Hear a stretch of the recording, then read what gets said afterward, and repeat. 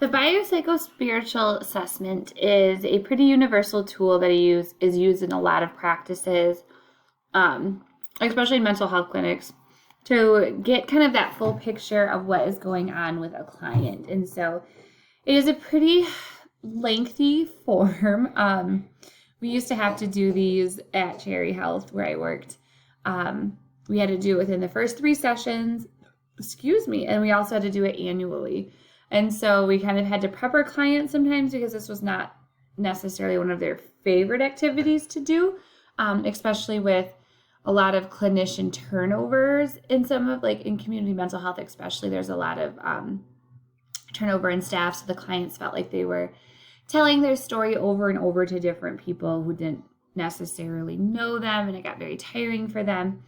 But it's a really, really useful tool because when I would take on new clients, I'd go back and read their biopsychosocial, and I would just get oodles of information to be able to kind of get a good picture of prior functioning, current functioning, and any we call them prodromals, that's patterns of decompensation. How would I know if the client was on the decline? And so the document is super helpful. It's just not always the client's favorite. So it's kind of up to the clinician then and social worker to be able to frame it in a way that shows its strengths and benefits. So what is a biopsychosocial-spiritual assessment? It's often shorthand BPSS. You'll see BPSA. People sometimes just say biopsychosocial-spiritual assessment. It's all referring to the same thing. So it's a framework that emphasizes the importance of the systemic view of the individual. So it's integrating the biological, psychological, socio-cultural factors and how that's impacted their development, past functioning, and current functioning. And so it's basically a really long interview.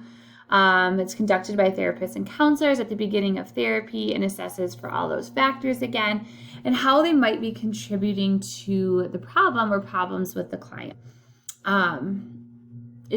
Insurances sometimes will require it. Funding sources sometimes will require it. So community mental health, we had to complete it on everybody as part of our funding requirements. And so if we didn't have it done, it actually was really negative when it came to audits. So it's a pretty important tool to be able to have some awareness around. It's a holistic assessment because it's looking at client on all different levels, the micro, the meso, the macro, as well as the different dimensions of their life. And it really shows that that problems don't usually exist in a vacuum. And so things that are going around either in the past or the present or a combination of both might be contributing to a problem. So it's not just enough to look at the person, you have to look at its environment as well. So if a client is maybe not staying employed, it might not be because they have bad work ethic or that they're lazy. Maybe no one ever taught them professionalism because they were so busy taking care of their kids, maybe they had to raise their siblings, and so they never got a chance to develop some of those employable skills like reading, writing, general math, those types of things. That's kind of a really vague stretch out example, but that would be kind of something if you're looking at the problem in the immediate, you can't necessarily assume you know what's going on. You kind of have to look at everything that might be contributing to the problem in order to really help them.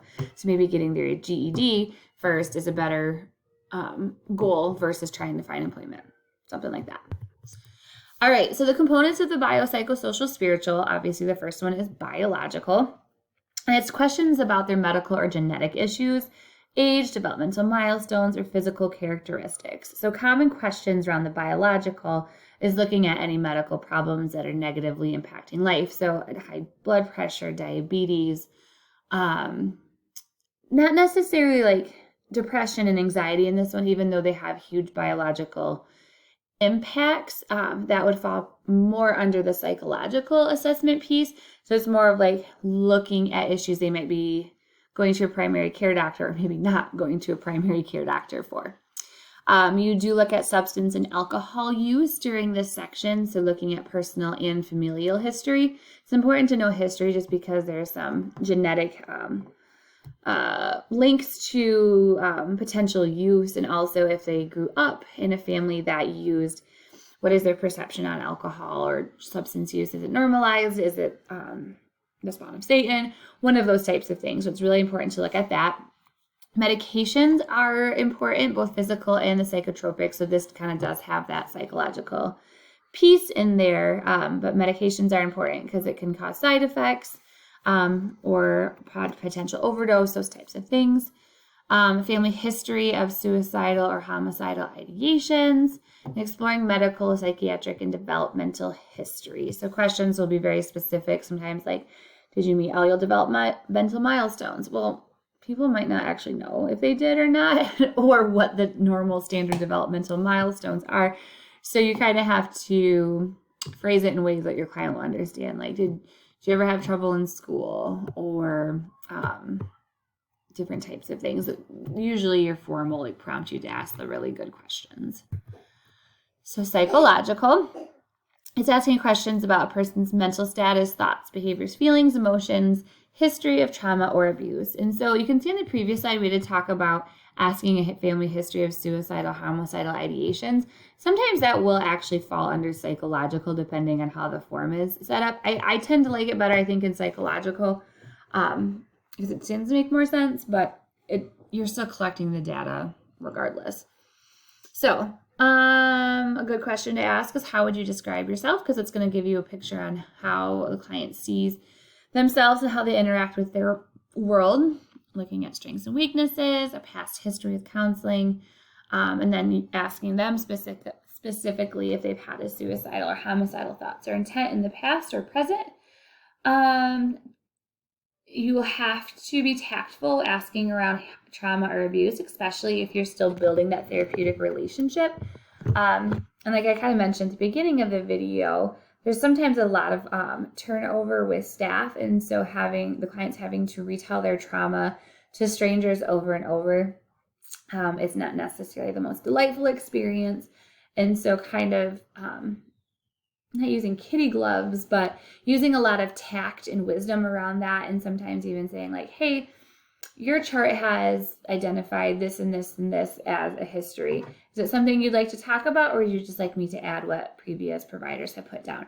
That's okay too, because it gives clients self-determination around it. And it also like goes towards engagement and building trust that when they're ready to talk about it, they have the choice to, versus somebody kind of forcing them to talk about it. And that can be re-traumatizing as well. This social is looking at social and cultural factors that affect the client. So then these questions would obtain information about the client's past and current family relationships, friendships, and social supports, workplace stress and the quality of marriage, community involvement, and finances. You have to go poop? You may go poop. My daughter has to go poop, in case anybody wonders.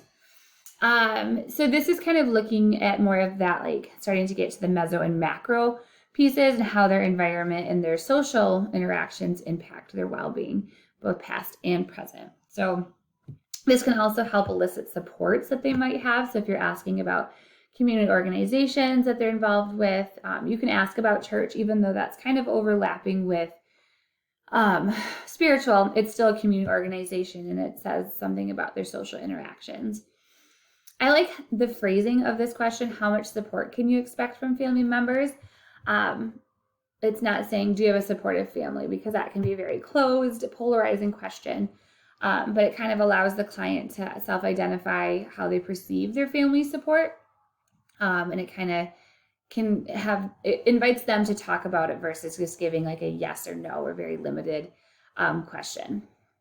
Are your friends willing and capable of being part of your treatment support? So again, a very open-ended question, and they are able to kind of engage around that. If we're talking about like work, how much stress comes from your job and environment, you could also kind of throw in some of like similar questions about like, how does your significant other support you? If you know that finances are a stress, it can be something you incorporate in. Obviously, these 4 questions aren't the only ones you can ask about the social, but this is kind of the direction that you're going in this kind of component of it. And finally is the spiritual assessment. And so looking at how a higher power or religious factors impact the client, both past and present.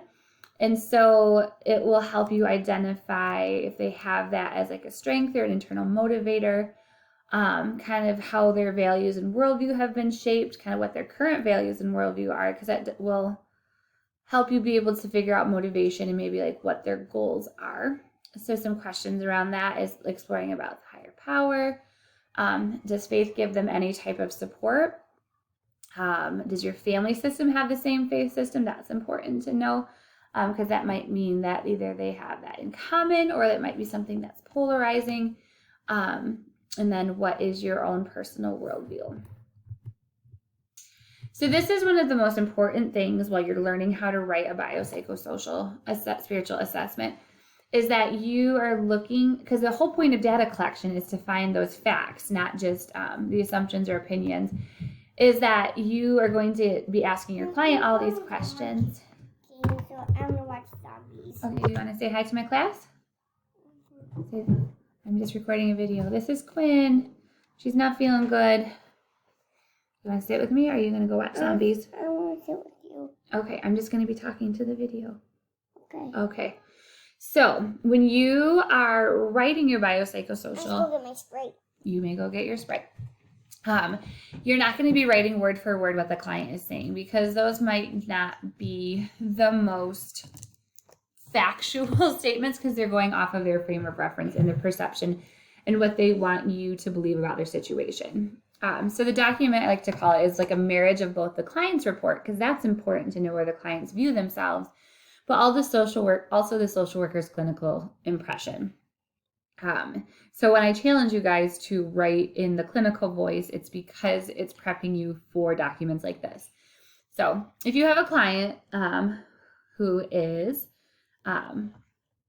you're doing the psychosocial with them, and you're exploring their medical history, and they say they are in perfect health, they have no concerns.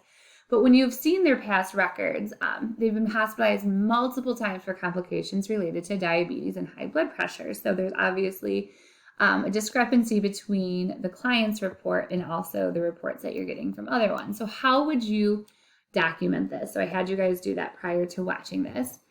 And this is how you would do it. So again, having a marriage of the subjective impression is what the client, or the objective, I cannot speak. You're incorporating in the client's perception as well as your clinical, more factual piece. So I would write it as, client states, I'm healthy as a horse, no medical problems here. It's always really helpful to get direct quotes from a client and then obviously attributing to them. Because if it's not consistent with the rest of the record, it really clearly shows that that is what the client is perceiving or projecting out into the report. So this is where you would throw in what you observed from past medical records. So past medical records indicate multiple hospitalizations for complications related to diabetes and high blood pressure.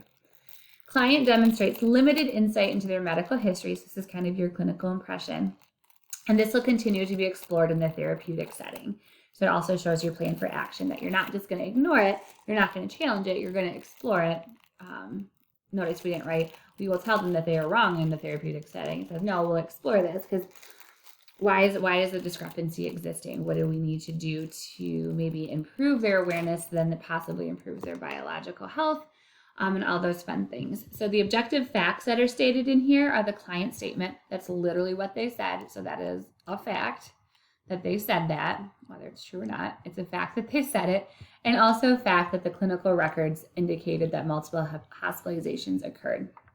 But then you pull in your subjective clinical impression that they demonstrate limited insight. And that is also very strengths-based, not necessarily strengths-based, but a very clinical and respectful way to write it, versus saying the client doesn't know, the client is wrong about their medical history, or the client doesn't know what they're talking about. It just is demonstrating limited insight. So they're demonstrating some insight, it's just very limited into maybe what's going on. So the Simon Birch assignment, I have shared the document with you that you will need to go through. So you'll need to watch the video, go through that biopsychosocial form. You might not have all the information from the video to fill it out completely. And then you just write in there information unknown will continue to explore. So making sure you're writing in that clinical voice, incorporating subjective and objective information that you gain from the movie.